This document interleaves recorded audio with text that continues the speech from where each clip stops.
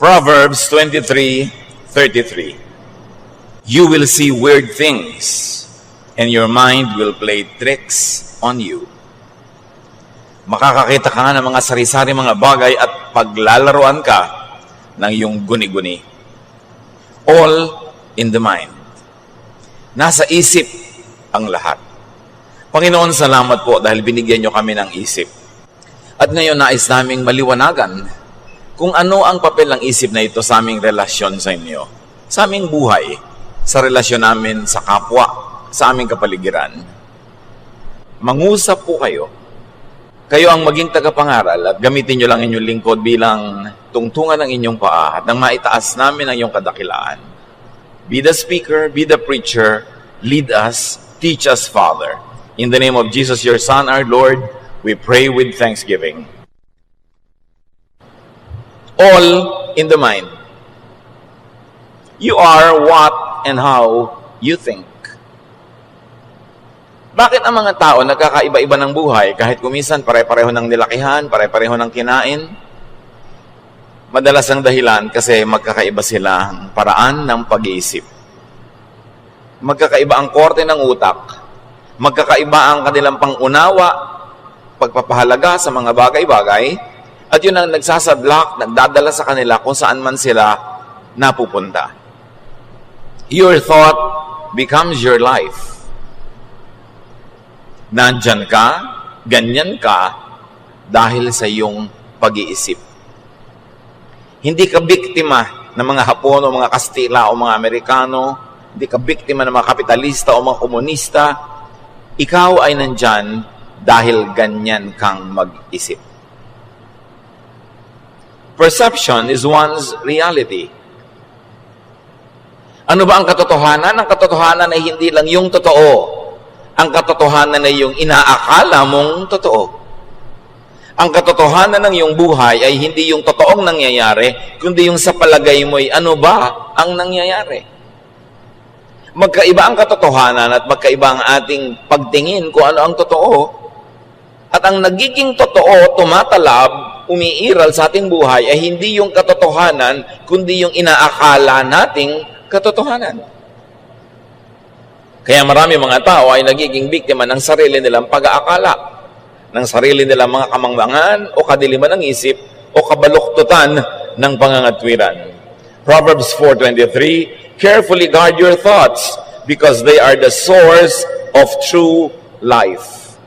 Pakaingatan, bantayan ng iyong isip dahil yan ang pinagmumulan ng tunay na buhay.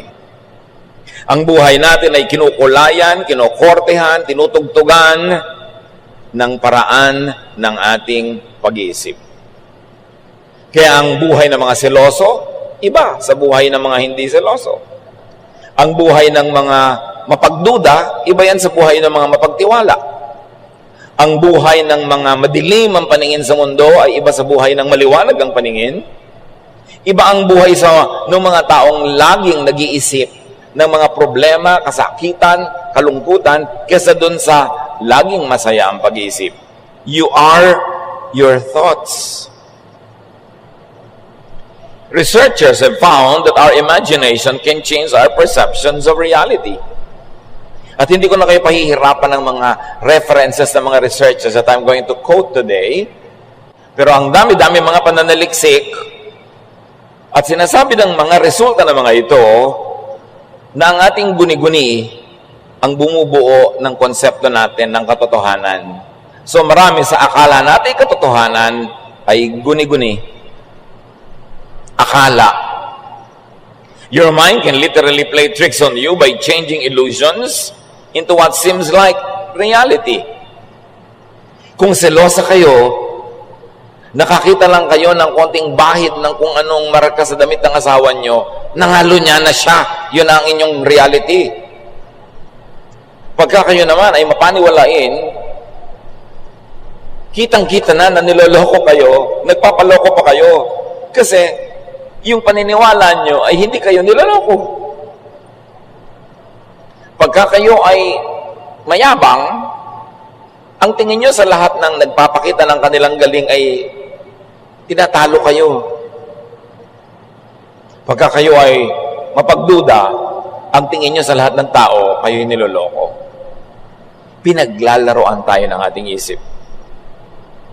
And you get to believe your own lies. Ang isang kasinungalingan na, alam mo kasinungalingan, ulitin mo, ulit-ulitin mo, mamaya, yun na ang totoo sa'yo. Hindi na yun kasinungalingan sa iyong pananaw. Kaya yung mga public persons, mga maraming politician na nagsisinungaling, akala nila yun ang katotohanan. Na sila ay mapaglingkod sa bayan, maibigin sa mga tao, bla bla bla. Lagi nila kasi sinasabi. Hindi na mahalaga kung anong totoo. Ang nagiging totoo sa loob ng isip ng tao ay yung pinauulit-ulit niya sa kanyang sarili. Kaya ang advertisement, paulit-ulit.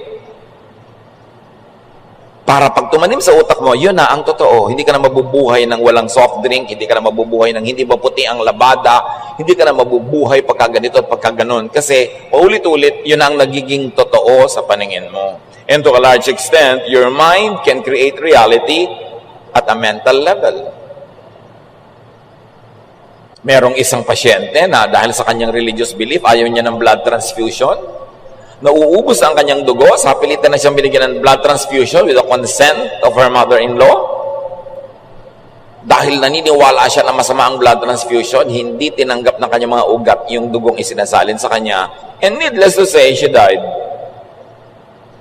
Nakokontrol ng paniniwala, pati ang ugat ng tao, pati ang pagpasok at paglabas ng dugo, ang paggaling sa sakit, at ang paglala ng sakit. Nasa isip. Recent studies suggest that what really affects your outlook on life is the way you perceive reality. Kung ang korte ng iyong mata ay bilog, bilog ang langit. Kung ang korte ng iyong mata ay star, star ang hugis ng langit. Pagka ang kwadro, ang korte ng iyong mata ay rectangle, rectangle ang langit. Ang paningin mo sa mundo ay hindi kung ano yung mundo, kundi kung ano ang pag-iisip mo tungkol dito.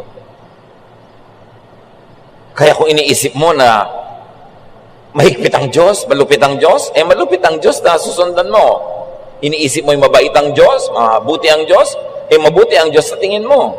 Kaya yung theologizing, yung mga pagtuturo, na lilipat sa isip ng nakikinig, yung korte ng isip ng nagtuturo. Kaya pag napunta ka sa nagtuturo, nagalit ang Diyos sa lahat ng bagay, ayaw ang Diyos na sumaya ka, nagigilty ka na ngayon pag masaya. Hindi dahil masamang nagiging masaya, kundi nakumbinsi mo na ang sarili mo na masamang sumaya, nagigilty ka pag masaya ka. Yun ang reality mo. Proverbs 23:7, for as he thinks in his heart, so is he. Kung paano ka mag-isip, kung anong iyong kalooban, yun ka. Thought is one's reality. Ayon din sa mga researches, pag isinara mo ang iyong mata at kinumbinsi mo ang sarili at nag-concentrate ka na maginaw, giginawin ka. At nakumbinsi mo ang iyong sariling mainit, kahit maginaw, mainitan ka. Pag nakumbinsi mo ang iyong sariling magaling ka, gagaling ka. Hindi ka magaling, wala kang kwenta, magiging wala kang kwenta. Pag nakumbinsi mo ang iyong sariling talunan ako, loser ako, magiging talunan ka talaga. At pag nakumbinsi mo ang sarili mong panalo ako, lahat ng gagawin mong aayon sa paniniwala na yon at mananalo ka nga. Kaya dapat ang sinusuri natin mga kapatid ay kung paano tayo mag-isip. May ipinapayo sa iyo ang isang marunong, paano ka nag-iisip? Yabang-yabang naman ito, hindi ako makikinig dito, kala mo siya kung sino. Hindi ka matututo. Pero kung may sinasabi ang isang marunong at sinasabi mo, marunong ito, nag-aral ito, nagsanay, aba, makikinabang ako makinig sa kanya, makikinabang ka nga. Paano ka mag-isip? Pag iniisip mo na ang mga bata, hindi dapat sumaya, dapat perfectly clean ang katawan nila, hindi mo sila paglalaroin. At gano'n ang magiging reality mo kung ano ang tunay na ibig sabihin ng kabataan. Pag iniisip mo na ang kabataan ay dapat fast forward sa pagtanda, huwag kang kumilos bata, dapat bata ka pa, asal matanda ka na, gano'n mo itatrato ang mga bata sa iyong paligid. Dapat sinusuri, paano ba ako mag-isip? Psalm 26:2, test my thoughts and find out what I am like. Pag nakumbinsi mong sarili mo na magkakaroon ng end of the world, lagi, everyday, laging yun ang alam ng utak mo, takot na takot ka everyday. Pag nakumbinsi mo ang isip na conservative ang Diyos, mapipilitan ka maging conservative. Ano ang konsepto mo tungkol sa Diyos, tungkol sa bayan, tungkol sa ano ang tama at mali.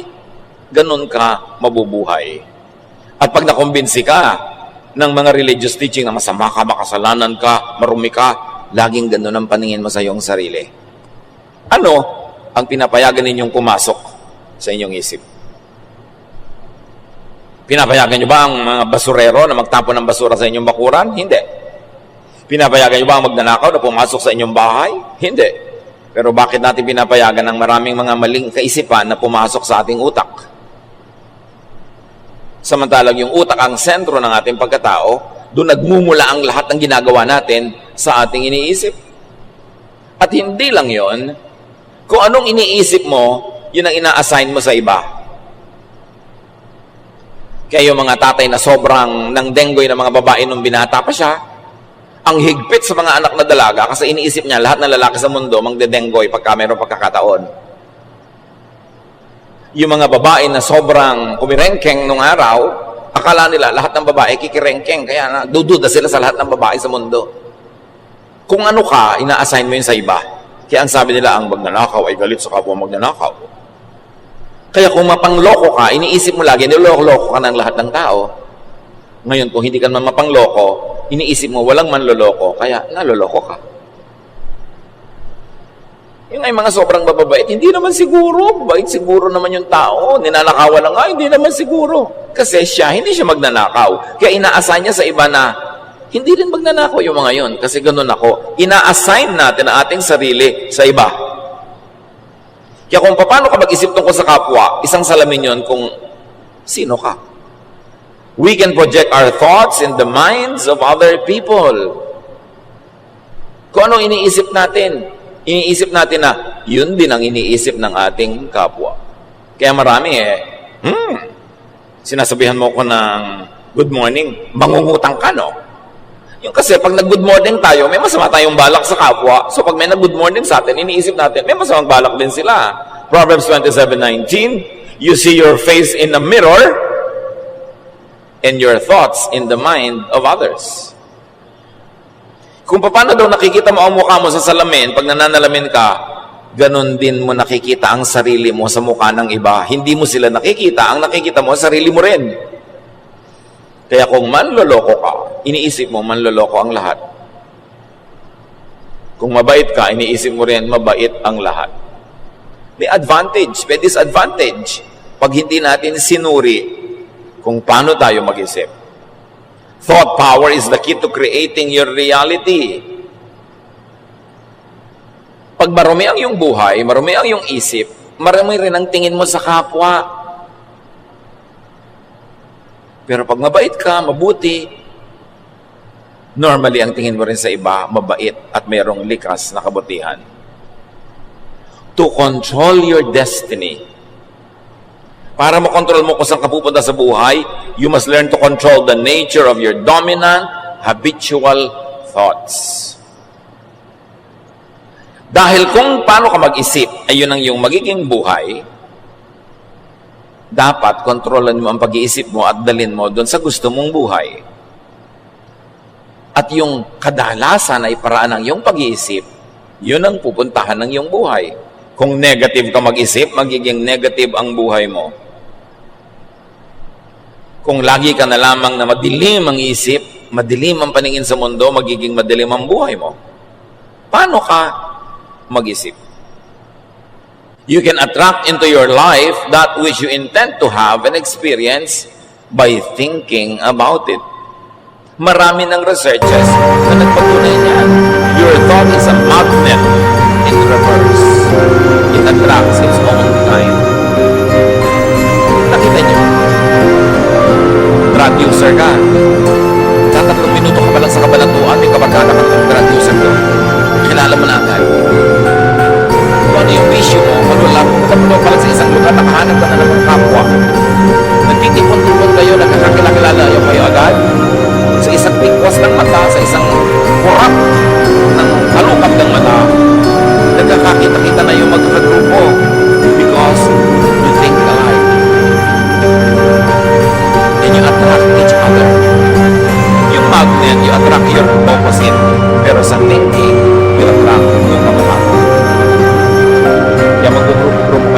mga chismosa. Wala pang 1 second na nasa loob ng isang bulwagan, magkakakilala na agad. May chinichismis na yan, agad. Sa isang talasig lang ng mata, nagkakilala ng chismosa ka rin. Dahil ba dito, chismisan natin itong isang babae na orange. Ang bilis. Mga babaero, ganun din lahat. Kasi ang mga utak natin, kung hindi kumingko ang ating bibig, nag-uusap-usap yan. Birds of a feather flock together. Now, thought creates and changes body chemistry, electricity, and kinetics. Even the mechanism of the body, the influence ng pag-isip. Yung sinasabi nilang mind over matter, faith over obstacles. Kung paano ka mag-isip, na-apektuhan ng iyong katawan. Ang iyong blood pressure, ang iyong body, electricity.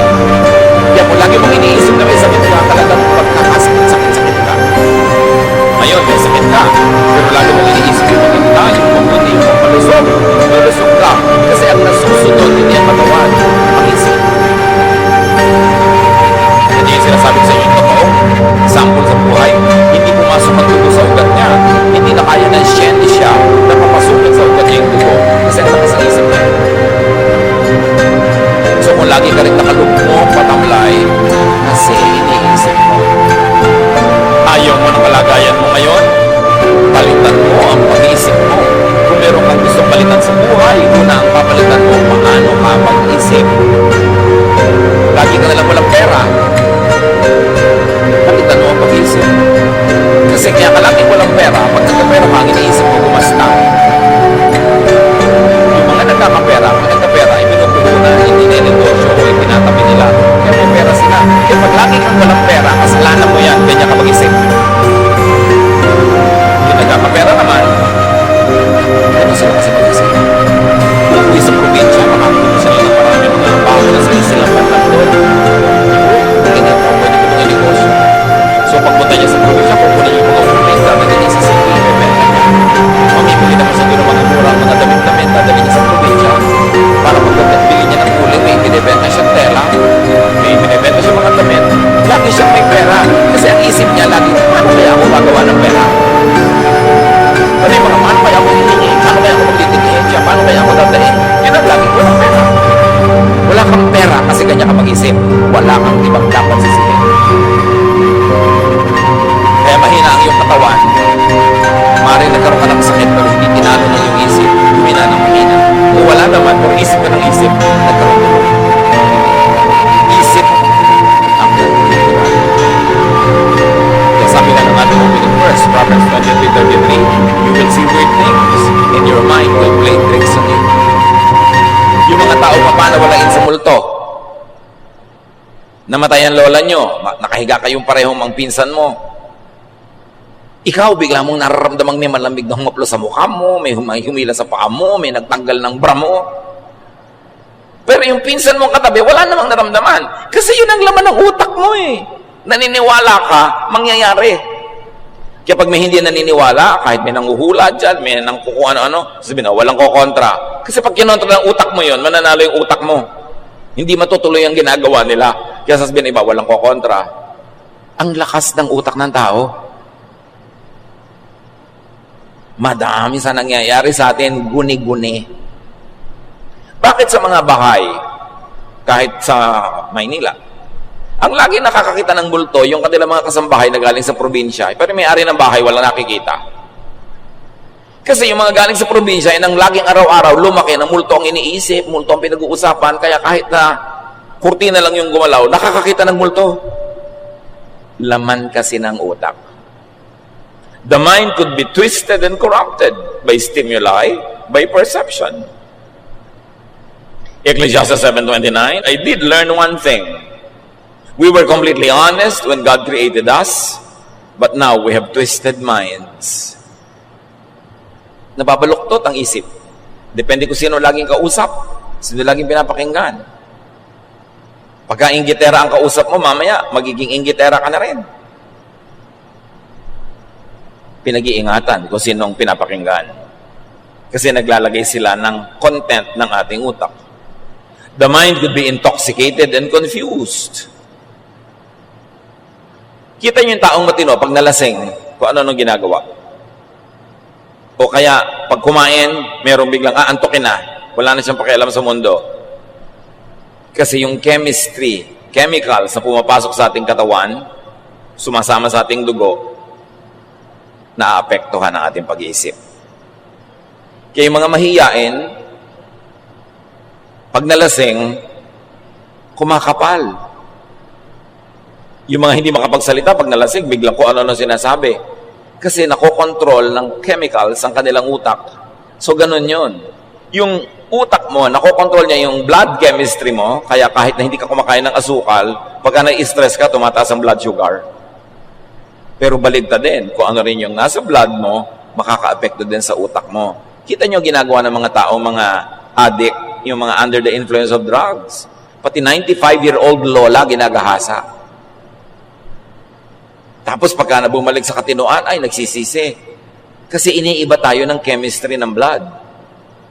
Kaya yung mga sobrang nalulungkot, binibigyan ng antidepressant, upper, para sumaya. Yung sobrang active, binibigyan ng mga downers para medyo kumalma. Iniiba ang blood chemistry. But our mind can change our blood chemistry just by thinking.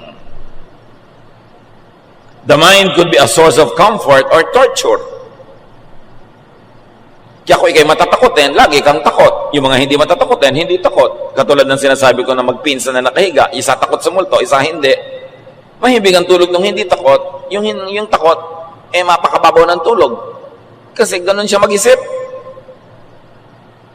Ano-ano ba pinapasok nating ideya sa utak ng mga tao, lalo ng bata? Paano natin pinapalaki ang bata? Kasi ang bata, blanco yung utak niya. Pero pag tinuruan mo siyang maging racist, maliit ang pagtingin niya sa ganitong tao, ganitong lahi. Pag tinuruan mo siya na maging masyadong dogmatic sa inyong religion, masama na ang tingin niya sa lahat ng ibang religious congregations. Anong inilalaman natin sa isip ng mga tao? Yung mga tao, marami, alam nyo, tortured. Kasi nung bata sila na torture, nagugulpe, pinapabayaan, hindi minamahal, pinipintasan, nabubuli. Yun ang laman ng utak nila. Kaya buong buhay, tortured sila. May inferiority feelings, overly shy, galit sa mundo, may bitterness. Kaya ang gamot lang doon, palitan ang laman ng utak. Kung puro negative at laso nang pumasok sa isip mo ng bata ka, dapat ngayon palitan mo yan ng laman. Ma-detox yung utak mo para ka gumaling. Pero kung lagi na lang nung bata ako, kawawa ako, nung bata ako, mahirap lang kami, nung bata ako, ganito kami, hindi mo pinalitan yung kaiisip na yon, hindi aalis sa'yo ang mga mapapait na gunita. Magiging mapait ang paningin mo sa buong buhay. Ang lahat ay nasa pag-iisip.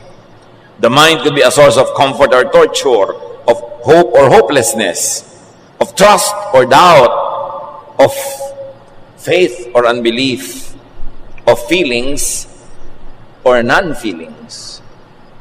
The mind could be straightened, cleansed, and renewed. Pwedeng linisin, ituwid, liwanagan ng isip. Kahit ano pang pinagdaanan nito. 2 Corinthians 5:17, kaya't kung nakipag-isa ka na kay Kristo, ang isang tao, isa na siyang bagong nilalang. Wala na ang dati niyang pagkatao. Sa halip, ito'y napalitan na ng bago. Pero hindi magic yun na tinanggap mo si Jesus, naging iba ka na. Nung tinanggap mo si Jesus, nagbukas ka ng pinto ng isip mo para sa mga isiping maka-Jesus. So habang sumusunod ka sa katuruan ni Jesus, pinapairal mo to sa iyong buhay, progressively nababago ang iyong pag-iisip and progressively nababago ang iyong buhay. Hindi siya instant. Pero dapat, araw-araw, dinadagdagan mo yung pagka-Jesus ng buhay mo para yung kapayapaan, kapahingahan na ipinapangako niya ay mapasayo. Pinatunayan na sa maraming mga pananaliksik that thoughts alone can improve vision, fitness, and strength. Ang dami ng pag-aaral dito na pag ang tao nag-isip, nalilinaw ang kanyang paningin, lumilinaw up to a point. Huwag lang talagang clinically blind. But who knows? Yun ang tinatawag nating miracle. That strong faith can cause all the powers of the universe to focus on your problem at biglang naiiba yun na tinatawag natin na miracle.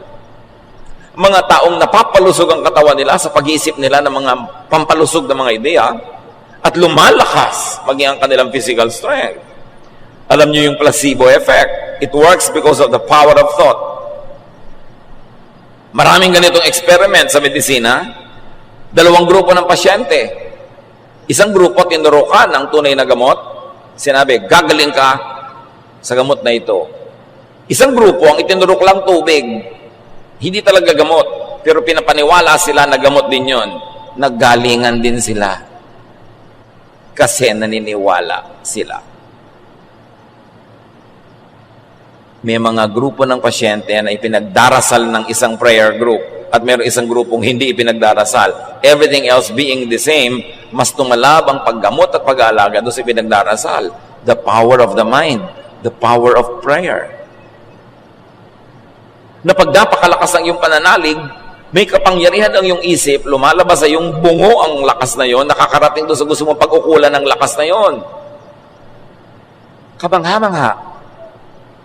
Dahil nilikha tayo ng Diyos sa kanyang wangis. At ang pinaka-trono ng Diyos sa ating buong pagkatao ay ang ating isip.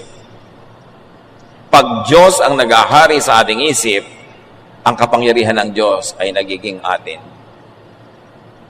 Body chemistry, electricity, and kinetics create and affect emotion. Kaya nga merong mga antidepressant, meron naman ng mga pampasigla, kasi pagka nabago ang chemistry ng iyong dugo, naiiba ang iyong feelings. Yung gutom, ibang-iba ang feelings sa busog. May kinalaman yung utak natin sa physical world, sa food, sa drink. Kaya sabi ng Desiderata, many fears are born of fatigue and loneliness. Pag ang tao ay laging pagod at laging malungkot, dumarami ang kanyang kinakatakutan. Pero pag siya ay nagpapahinga, at lalo na't may kasiyahan ng kanyang buhay, kumukonti ang kinakatakutan niya. Kaya dapat pinag-aaralan natin, how am I behaving? Lagi ba akong galit? Lagi ba akong stressed? Lagi ba akong nagseselos? Lagi ba akong nagdududa? Because according to research, behaving in an emotionally intense way for an extended period will ultimately create physical illness. Pag lagi kang galit, magkakasakit ka. Pag lagi kang nagsiselos, kakasakit ka. Pag lagi kang nag-aalala, natatakot, magkakasakit ka. Galing sa iyong sariling utak. Kaya isang interesting field of study, yung mga artista na laging heavy drama ang role, yung nag-iiyak, naglululupasay, yung galit na galit, siyempre may talab din sa katawan niya yon. Interesting na pag-aralan kung ano nangyayari sa kanilang kalusugan later on in life. Ayon din sa mga pag-aaral, marami mga tao na nakakaroon ng arthritis, rheumatism, strokes, stomach ulcers, headaches, because of long-term psychological tension. Na pagka laging may inaalala, iniisip, may dramang bukid lagi, yung mga sakit na ito lumalabas sa katawan na kung pinapalitan ng pag-iisip, nawawala rin yung sakit. Lahat tayo maraming stress, maraming broken marriages, broken homes, maraming away, maraming gulo, maraming bayarin. Pero pag yan ang pinairal mong laging laman ng iyong utak, magkakasakit ka. Tingnan ninyo yung mga kamag-anak niyong tamad at batuga na hindi nag-iisip ng bayarin, ng enrollment, sila yung masaya. Mahihimbing matulog. Ikaw na lagi nag-aalala, kwenta ng kwenta, bayad ng bayad. Sabi sa mga tao, magtipid kayo, isara nyo yung ilaw, patay yung tubig, huwag kayo mag-electric fan, huwag kayo mag-plancha ng pambakay, sayang ang kuryente. Kayo yung may ulcer. Kasi lagi ka nag-iisip. In the fields of neuroscience, yung tungkol sa brain, endocrinology, yung mga tungkol sa atay, mga internal organs, and psychology, sila ngayon ay pinaghahalo-halo ng medisina in a discipline called psychoneuroimmunology. May bago ng ganon. Pinagsama-sama yung tatlong discipline as medicine discovers the precise links between the states of mind, emotional moods, and physical chemistry. Kaya holistic na dapat ang paggamot sa pasyente. May kinalaman ang iniinom mong gamot, ang kinakain mo, sa nararamdaman mo, iniisip mo, mga kinakatakutan mo. Lahat ng iyon naglalakip-lakip to define your state of health or your state of illness. Kaya hindi na sapat umiinom ka lang ng gamot. Dapat pinapasaya mo rin yung isip mo. Tinatanggal mo yung mga stress at tension. Kasi kahit ka inom ng gamot, pero lagi kang nagmumura, lagi kang galit, lagi kang natatakot, hindi rin yung tatalab. Kailangan nagkakalakip-lakip yung damdamin, yung puso, yung katawan, physical world, and the spiritual world. To create and change emotion, change your body chemistry, or change your thoughts. Kaya di ba yung galit na galit ka, bilis-bilis ang pintig na yung puso, ang taas ang yung presyon, relax. Relax. Huwag ka magsalita, manahimik ka, uminom ka ng tubig, maiiba ang andar ng iyong katawan. Kailangan ng tao matuto mag-relax. Kahit wala pa yung solusyon sa problema niya. Kahit wala pa yung problema niya, dapat mag-disiplina ang isip. Kasi kahit mag-isip ko, hindi naman natagdagan yung problema. Natagdagan lang yung problema kasi tapos change the thought, change your body chemistry. What we eat affects our moods. Be aware, and because of thought and habits, sabi sa Revelation 22:11, evil people will keep on being evil, and everyone who is dirty-minded will still be dirty-minded. Good people will keep on doing right, and God's people will always be holy. This is because of habitual thinking. Pag naging habit mo na nagkaroon, magiging gano'n ka talaga, kailangan yung break out of the habit. Ikot-ikot lang na parang Ferris wheel ang buhay mo, kailangan tumalog ka, tumabas ka doon, para hindi ka paikot-ikot. Cycling ka ang buhay. Think into becoming. Think being something or someone. Yung mga tao may pangarap. Madalas yun ang mga tao na iiba ang buhay nila. Pag ang pangarap ay ginawa nilang plano, hindi lang pangarap. Pag may pangarap na nagiging plano, pag may plano, may gawa, naiiba ang buhay. Kaya tinatanong mo rin sa naliligaw sa iyo, ano ang pangarap mo sa buhay? Tumigil mo. Hindi natin magkakapirahan na gawin mo ang pangarap. Anong pangarap mo? Wala kang pangarap. Ayoko sa'yo. Gusto mo yung pangarap. Gusto mo may ambisyon. Because if you fail to plan, you plan to fail. Ano naman ang isip? Decide what you want to be and think towards it. Hindi bang mag-enroll pa lang fresh your college at gusto na maging sumang laude? Sila naging sumang.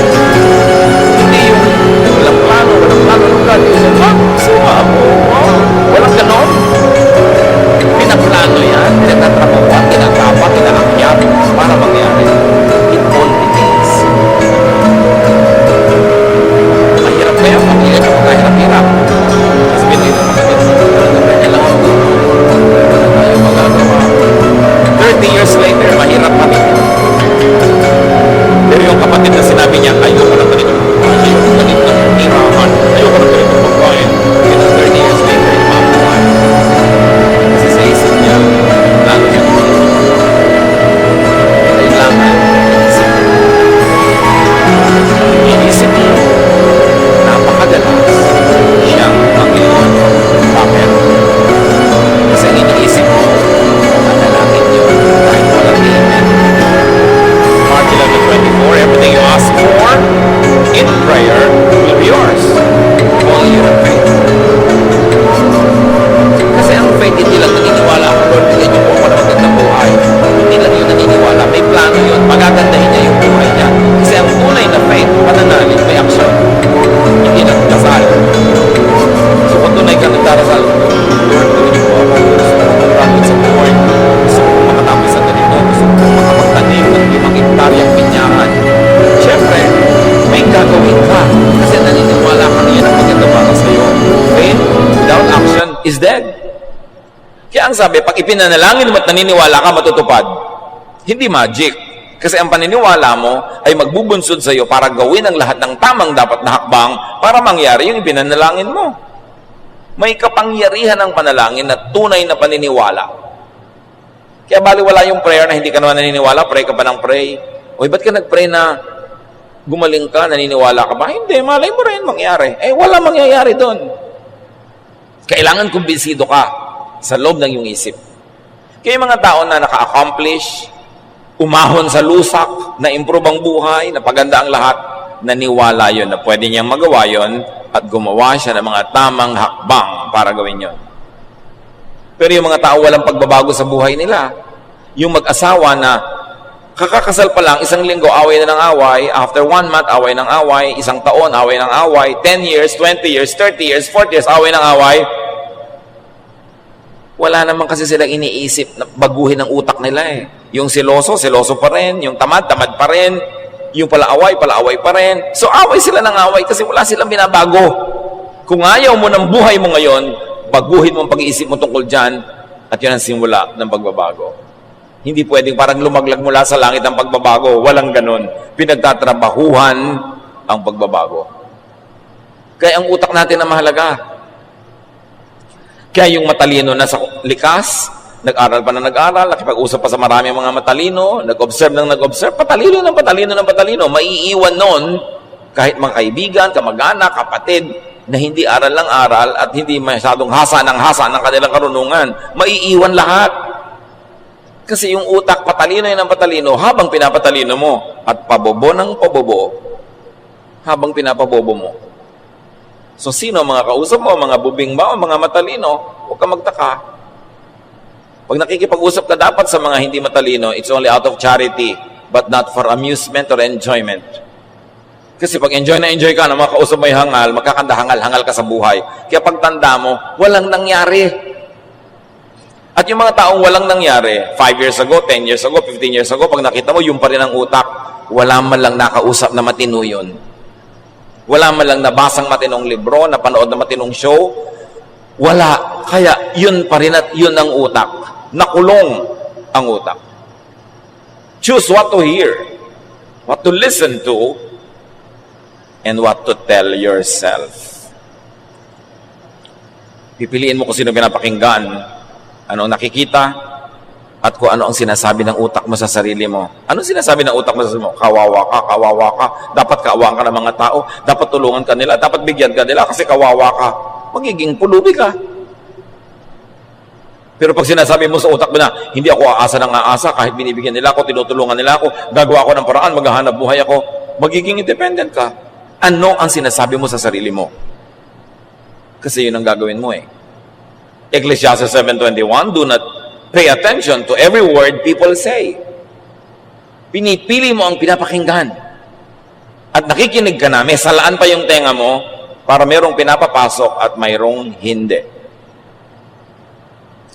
Pag ang lagi mong kausap ay kakampi mo, yung kamukha mo ng pananalig, pareho kayo ng kagalit, pareho kayo ng kaaway, anong gagawin niyo sa isa't isa? Ilulubog niyo ang isa't isa. Kasi wala nagbibigay ng balance. Dapat nakikinig ka rin dun sa huwag ka na magalit doon, baka naman mali ang iniisip mo tungkol sa kanya.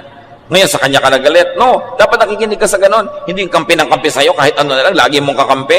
Walang maitutulong sa'yo yan. Hindi ka tatalino. Pag lagi ka kinakampihan. If the mind can be used to heal, it can also be used to kill. Di ba may placebo effect? Yung hindi naman gamot, pero pinapaniwala kang gamot, tumatalab sa'yo. Meron namang nocebo.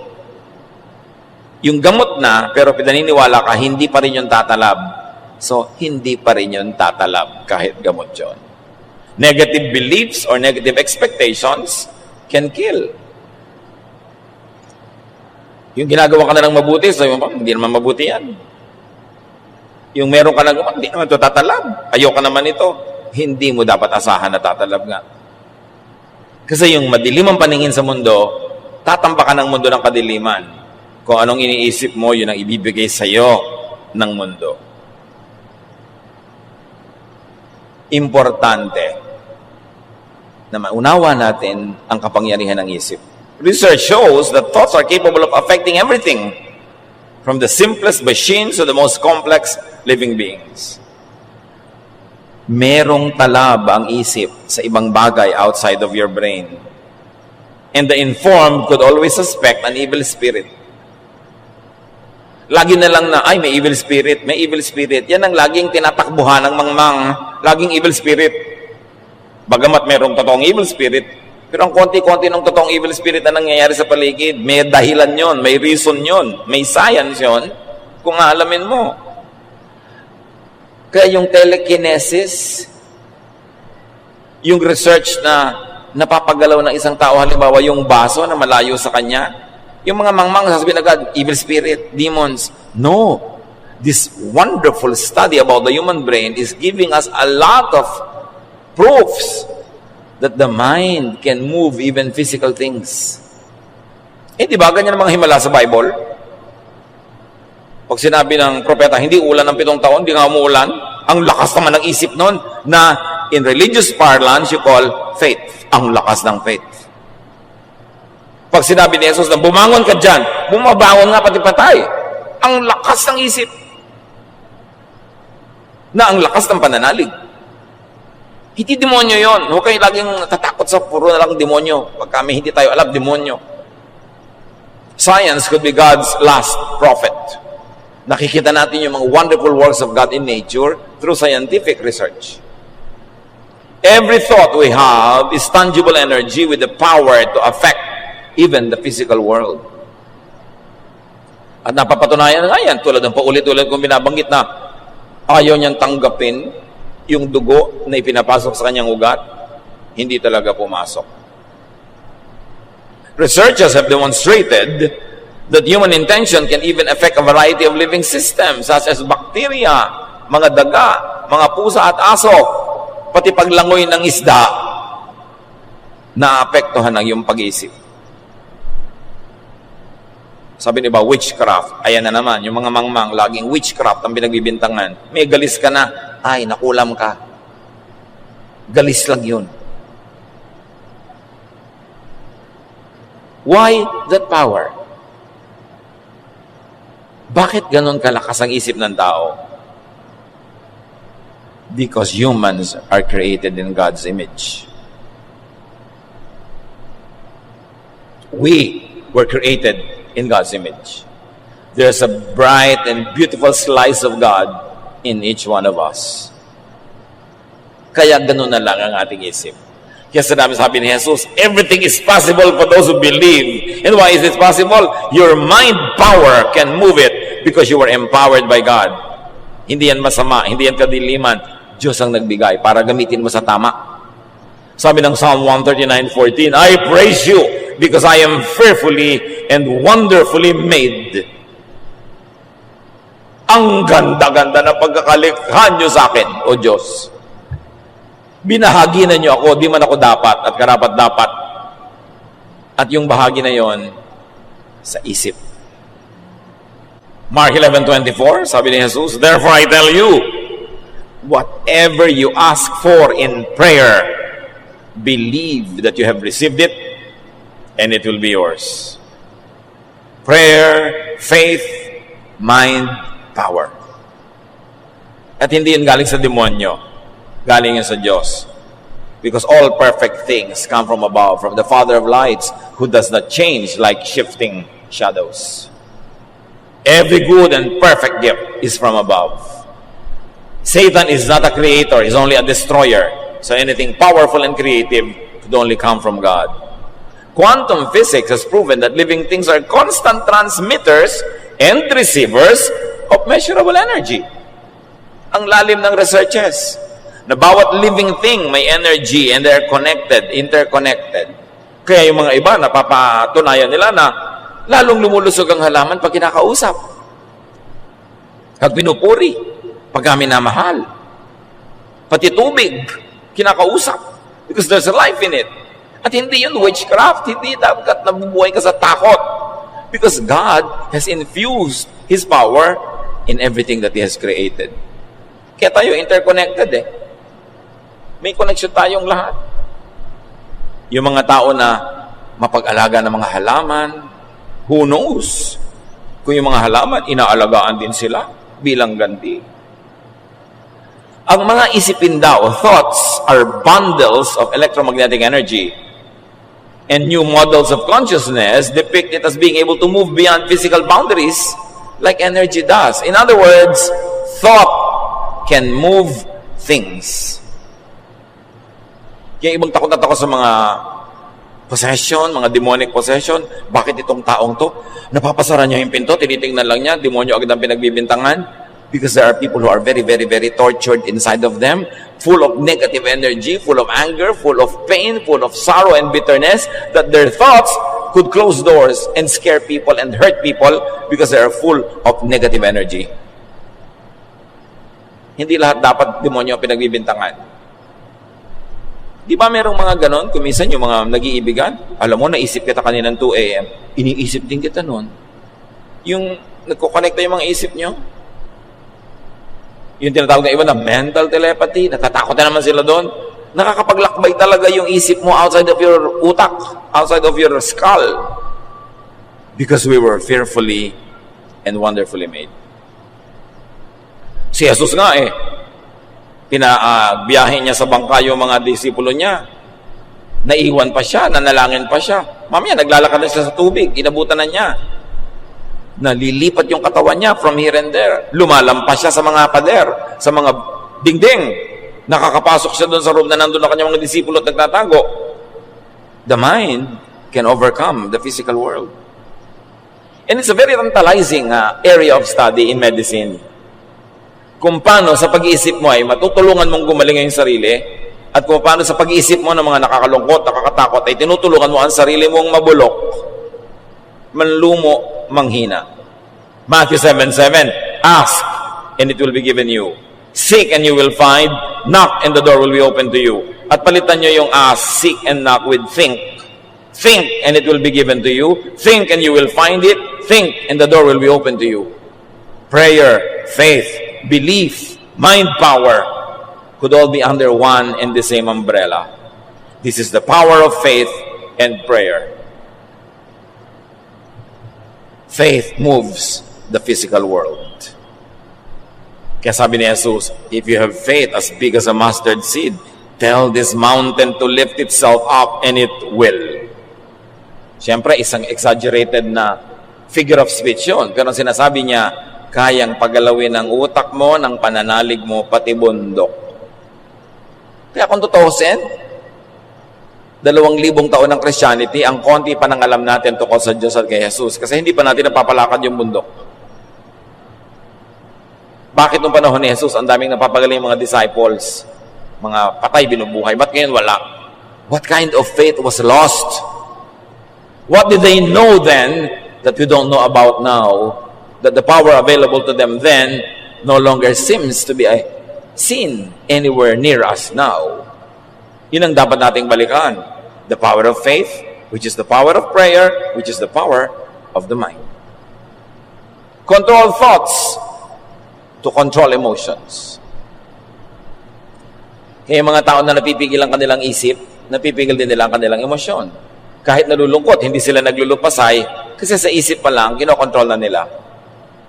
Merong mga byuda na bukas, libing ng asawa ko, kokontrolin ko ang aking isip. Hindi ako maglulupasay, hindi ako magngangangalgal ng sobra kasi mga anak ko, kasi mga tao. So, bukas, ganun ang behavior nila. Pero pag wala kang ganun plano, minsan kung ano-ano ang pinaggagawa mo. Kaya dapat lagi nating iniisip ang Diyos. Para yung Diyos ang nakatira sa ating isip at hindi kung ano-ano. Psalm 63:6, I think about you before I go to sleep, and my thoughts turn to you during the night. Ano ang iniisip nyo bago kayo matulog?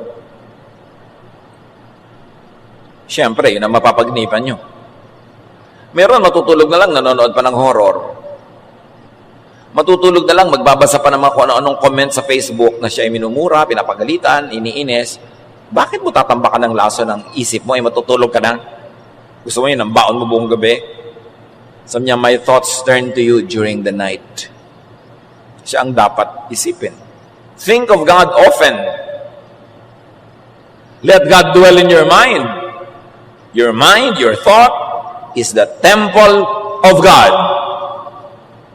God does not live in temples made by man. God does not live in temples of stone or steel or wood or gold.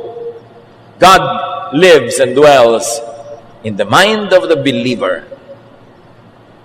This thing you have between your two ears is the temple of God. Your mind. Kaya dapat Diyos ang naghahari sa isip. Diyos ang laman ng isip. Diyos ang sinusunod ng isip. Ask God to reveal God to you and godlessness as well. Romans 12:2, let God change the way you think. Then you will know how to do everything that is good and pleasing to Him. Kung meron tayong dapat hingin sa Diyos, ay baguhin ang paraan ng ating pag-iisip. At mangyayari yon kung isinusunod natin ang pag-iisip sa isipin ng Diyos na ipinahayag ni Jesus. Offer your mind and your thoughts to God. Yan ang pinakamagandang offering. Offer your thoughts. May iniisip ka pa lang, sasabihin mo na, ganito ba ang Diyos na gusto ng Diyos na isipin ko? Kung hindi, titigilan ko itong isipin. Dapat, pinapalayas niya yung mga isipin na hindi dapat nasa loob ng isip. Let God dwell in your mind, not the devil. Let God enter your world and the world through your mind. Gustong mahalin ng Diyos ang maraming tao? Papasok siya sa ating isip. Mag-iisip tayong mahalin ng mga tao. May gagawin ng mga kamay at paa natin para mahalin ng mga tao. Pumasok ang Diyos sa mundo through our mind. Kaya dapat channel ng Diyos ang ating isip. Develop your mind so you could know God more. Because the more you know God, the more powerful your thought, your faith, your prayer will be. 2 Corinthians 3:18, so our faces show the bright glory of the Lord, as the Lord's Spirit makes us more and more like our glorious Lord. Sabi ganon, nagiging kamukha tayo ni Jesus more and more and more. And that will happen when we think like Jesus more and more and more. When you think like Moses, when you think like the Pharisees, when you think like Paul or Peter, maaaring may tama, pero hindi laging tama siguro ang makikita mo kasi hindi sila perfect. But when you think more and more like Jesus, you become more and more like Jesus, you become more and more like the Father in heaven, you have more and more power. Your thought becomes more and more effective. Your prayer becomes more and more powerful. Sa isip nagsisimula. So discipline your mind to focus on what is uplifting. Kailangan disiplina yan. Kasi ang paborito ng utak, yung nakakatakot, yung nakakainis, yung chismis. Sabi, hindi yan ang dapat yung pag-isipan at pag-usapan. Philippians 4:7-8. At ang kapayapaan ng Diyos na hindi kayang maunawaan ng tao, ang siyang mag-iingat sa inyong puso at pag-iisip dahil sa inyong pakikipag-isa kay Kristo Jesus. Lagi niyong isa-isip ang mga bagay na karapat-dapat at kapuri-puri. Mga bagay na totoo, marangal, matuwid, malinis, kaibig-ibig, at kagalang-galang. Yan ang ilagay niyo sa inyong isip. Yan ang pag-usapan. Yan ang gawing topic. Whatever is true, noble, beautiful, kind. Yan. Sabi ganon, think about these things. Because as you think, you become. Kung ang pinag-uusapan nyo ay kapangitan, papangit din kayo. Nakakagulo, gugulo kayo. Nakakapagpahina ng loob, hihina ang loob nyo. So bakit kayo mag-aakasaya ng oras na yun ang pag-usapan at isipin? Discipline your mind to reject unfruitful or destructive thoughts. Pag hindi nakakabuti, hindi nakakapagpabunga, hindi nakakapagpasaya, huwag nang isipin yan. Nakakatakot, nakakapagpahirap ng loob, huwag na yang isipin. Ecclesiastes 11:10, banish anxiety from your heart and cast off the troubles of your body. Palayasin daw ang mga kabalisahan, iwaksi mo ang kaalalahanin at mga kabalisahan. Mga kapatid, makinig kayo. Baligtad ang ginagawa ng marami. Kung ano yung nakakabalisa, nakakapagpaalala, Iyon ang laging laman ng isip. So tingnan nyo katawan, may sakit. Tingnan nyo ang buhay, malungkot, iwaksi ang mga alalahanin. Through meditation, habitual thoughts of hatred, anger, and revenge are replaced with intentional thoughts of acceptance, cooperation, unconditional love, and forgiveness. Kaya mabuti nagbubulay-bulay, nagninilay-nilay, nag-iisip-isip, nagme-meditate, nakakapagpabago yon ng isip. Laging ipasuri ang ating isip sa Diyos. Psalm 139, 23-24. Search me, O God, and know my heart, which really means know my mind. Test me and know my anxious thoughts. See if there's any offensive way in me, and lead me in the way everlasting. Siyasatin niyo po ako, O Diyos. Kilalanin niyo ang aking pag-iisip. Suriin ninyo ako at ibunyag niyo ang mga mapag-alala at mapagproblema kong paraan ng pag-iisip. Tingnan niyo kung may mga paraan akong hindi kaibig-ibig. At akayin niyo ako sa paraang maganda, tama, at mainam. Sabi nila, plant a thought, harvest an act. Pag nagtanim ka ng isang iisipin, ang bunga nyon, paggalaw, pagkilos. Plant an act, reap a habit. Pag may ginawa ka, pinaulit-ulit mong ginawa, magiging ugali mo na. Plant a habit, harvest a character.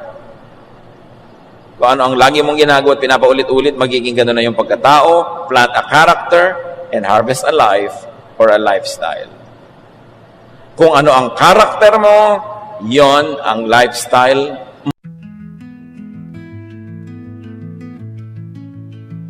In the quiet corners of my memories where the dust has started to settle, I find fragments of a time when our hearts beat in rhythm like a metronome so gentle. The echoes of laughter still linger in the air as I trace the fading lines of our story. In this symphony of moments, I hear the melody of a love once glorious and gory.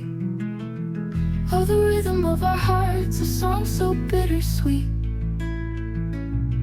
A dance of passion and pain where the past and present meet.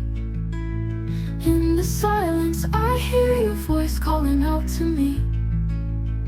An instrumental intro to a love that's yet to fully set me free.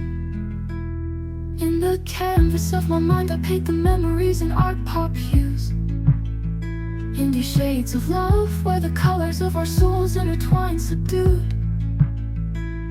Through the lens of time, I see the beauty in the chaos that we've been. A masterpiece of love, a dance of shadows where the light begins to dim. Oh, the rhythm of our hearts, a song so bittersweet. A dance of passion and pain where the past and present meet. In the silence, I hear your voice calling out to me.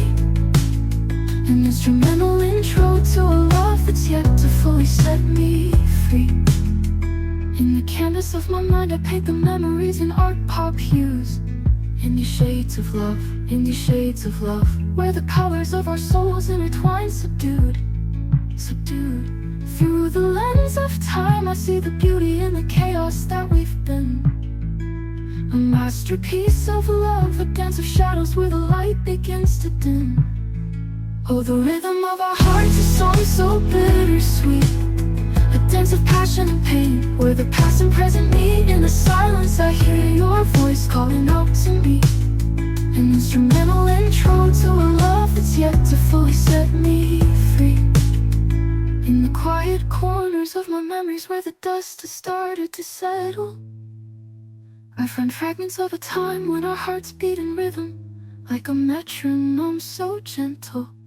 The echoes of laughter still linger in the air as I trace the fading lines of our story.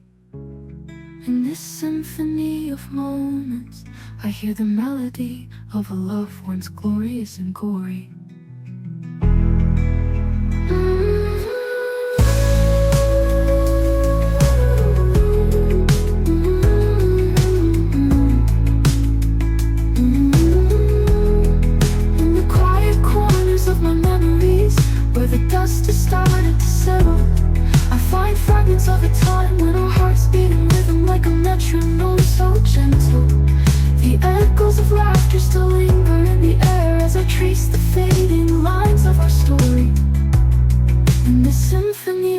I hear the melody of a love once glorious and gory.